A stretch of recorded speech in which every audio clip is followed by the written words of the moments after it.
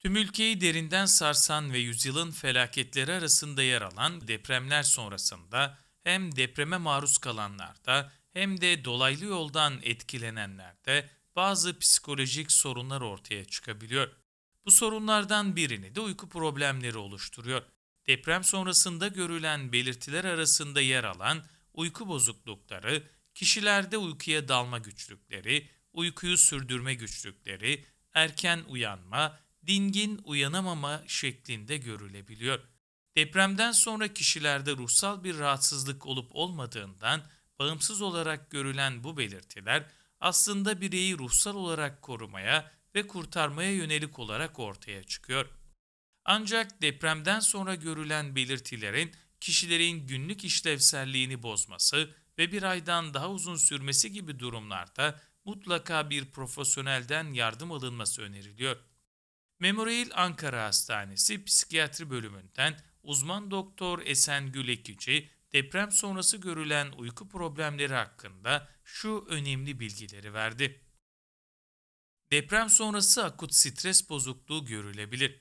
Doğal bir afet olarak deprem pek çok psikolojik tepkiye yol açabilen bir travmadır.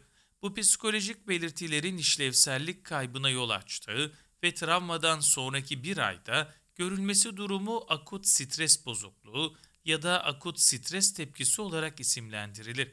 Bu psikolojik belirtiler arasında depremin istemsiz bir şekilde sıkıntı veren anılarının akla gelmesi, tekrarlayıcı düşler, depremin yeniden oluyormuş gibi hissedilmesi, sürekli bir biçimde olumlu duygular yaşayamama ve sürekli olumsuz duygusal durum, kendi çevre ve dünyaya karşı olumsuz düşünceler, kişinin kendini yabancı gibi hissetmesi, zamanının hızlanması, yavaşlaması, deprem anını hatırlatan içsel olarak anı, duygu ve düşüncelerden ve dışsal olarak durum ve faaliyetlerden kaçınılması, uyku bozuklukları, kızgın davranışlar, her an tetikte olma, irkilme tepkisi ve odaklanma güçlüğü gibi durumlar yer alıyor.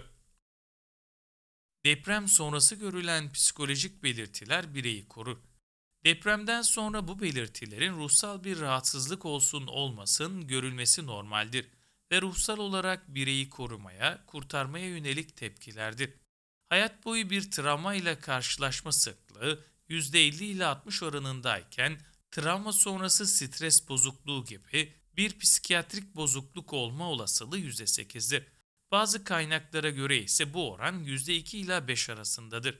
Deprem gibi bir doğal afette ise bu oran %20'lere kadar çıkabilir. Bu durumda her travmanın psikiyatrik bir bozukluğa yol açmadığı ve akut stres tepkisinin genel olarak %90-95 oranında tam olarak iyileştiği görülebilir. Psikolojik ilk yardım travmanın etkilerinin azaltılmasını sağlar. Depremle ilişkili travmanın etkilerinin azaltılmasında ilk bir ayda yapılacak olan en önemli şey kişinin temel gereksinimlerinin karşılanması, güvenliğinin, barınmanın ve temel hayat şartlarının sağlanmasıdır.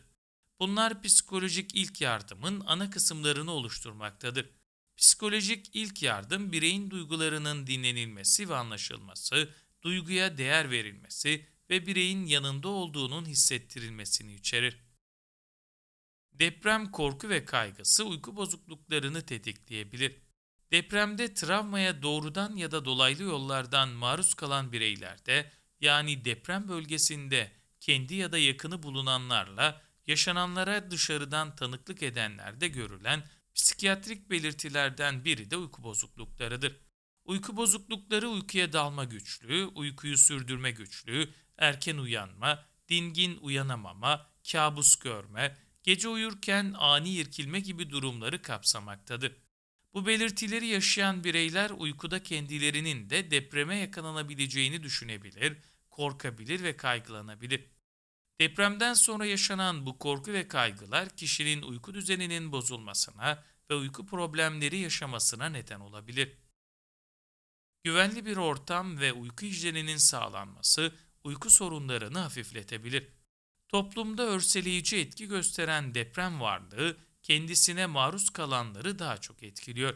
Ancak yazılı, görsel ve sosyal medyanın yaygınlaşması aslında yaşanan felaketin acısının ve kaygısının daha geniş kesimlerce hissedilmesini de sağlıyor.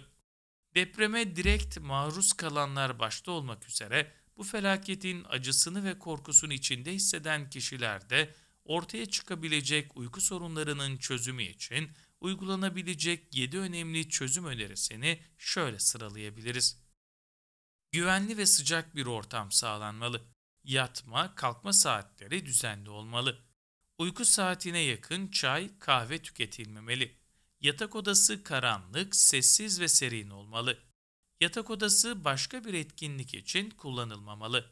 Uykuya dalınamadığında uykuyla inatlaşmayıp yataktan kalkıp başka bir odaya geçilmeli ve karanlık ya da loş ışıkta oturulmalı.